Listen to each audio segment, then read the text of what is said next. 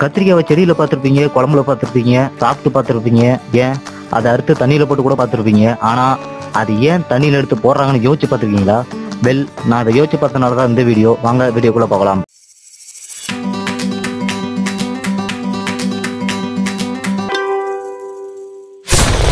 கத்திரிக்காய் அப்படின்ற ஒரு பேர் கேட்டோடனே நம்மள எத்தனை பேருக்கு பிடிக்குதுன்னு சொல்கிறோமோ சரியா அத்தனை பேருக்கு பிடிக்கலன்னு சொல்லுவோம்.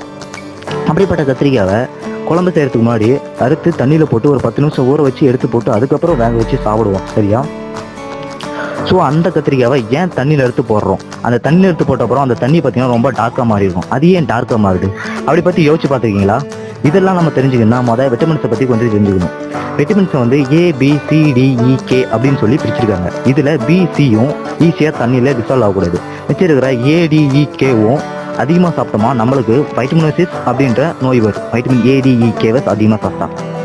இப்போது கத்திரிக்காயில் இருக்கிற விட்டமின்ஸ்லாம் என்னென்னு பார்த்தீங்கன்னா vitamin A, B, B2, B3, B6, B9, thymine, K, E, magnesium, manganese, phosphorus, copper, fibre, potassium அப்படின்னு எக்கச்சக்கமான மினரல்ஸ் வந்து கத்திரிக்காவில் இருக்குது. ஸோ இந்த பிரச்சனைலாம் வரக்கூடாதுன்றதுக்காகவும் அதாவது BC வந்து கத்திரிக்காவில் அதிகமாக இருக்குது, சரிங்களா? அளவுக்கு மிஞ்சினா அமிர்தமும் நஞ்சு அப்படின்னு கேள்விப்பட்டிருக்கீங்களா?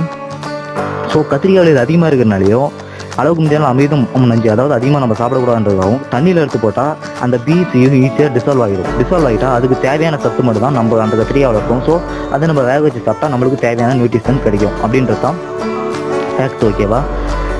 இதை வந்து எந்த ஆர்டிக்கல்லேருந்து படித்தா எங்கே எடுத்தா அப்படின்னு கேட்குறீங்க. இதன் பேர் நானாக ஒரு எக்ஸ்பிளைன் பண்ணி கண்டுபிடிச்சது தான். எப்போ நீ ஒரு எக்ஸ்பிளைன் பண்ணி கண்டுபிடிச்சா அப்படின்னு கேட்குறீங்கன்னா, நானும் இது மாதிரி கத்திரிக்காய் எடுத்து தண்ணியில் போடுவாங்க. தண்ணியில் போட்டப்பறம் அந்த டார்க் ஆச்சு. ஏன் அப்படின்னு யோசிக்கும் போது தான் எனக்கு ஞாபகம் வந்துச்சு, BCயும் தண்ணியில் கரைக்கூடாது, வைட்டமின்ஸ் BCயும் தண்ணியில் கரையும், சரியா? தண்ணியில் போகிறதுக்கான ஒரு ரீசன் அது அதில் இருக்குன்னு தான். அதுக்கப்புறம் நான் போய் நெட்டில் சர்ச் பண்ணப்போ BCயும் கத்திரிக்காவில் அதிகமாக இருக்குது, சரிங்களா?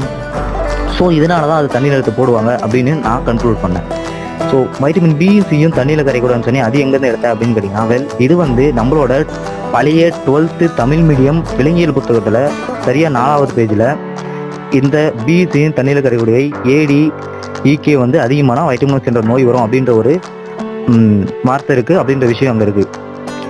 உங்களுக்கு வேணும்னா போய் அங்கே செக் பண்ணி பார்த்துக்கோங்க, சரியா? அந்த ஃபேக்ட் வந்து எனக்கு ரொம்ப பிடிச்சிருந்தது, அதனால் உங்களோட ஷேர் பண்ணணும்னு நினச்சா அதான் ஷேர் பண்ணேன், சரிங்களா? இந்த மாதிரியான ஃபேக்ட்ஸ் வீடியோ நம்ம வீடியோவில் நம்ம சேனலில் போடலான்னா கமெண்ட் பண்ணுங்கள். மேலும் அதுக்கப்புறம் கத்திரிக்காய் உங்களுக்கு பிடிக்குமா பிடிக்காதா அப்படின்றத பற்றியும் கமெண்ட் பண்ணுங்கள். இந்த வீடியோ உங்களுக்கு பிடிக்கணும்னா லைக் பண்ணாதீங்க, ஷேர் பண்ணாதீங்க, கமெண்ட் பண்ணாதீங்க, சப்ஸ்கிரைப் பண்ணாதீங்க. தேங்க்யூ ஃபார் வாட்சிங். தேங்க்யூ.